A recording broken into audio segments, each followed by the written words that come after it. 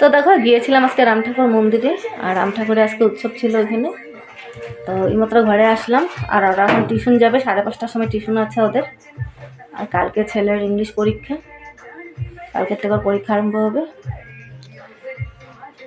তখন ওরা টিউশন যাবে। তো ওরা দেখো এইমাত্র টিউশন গেল ওরা। তো আমি, দিদি আর আমার দিদির বড় মেয়ে যাবো একটু পার্লারে, থ্রেডিং করব, আমিও করব, একটু একটু উঠেছে, থ্রেডিং করে আসবো।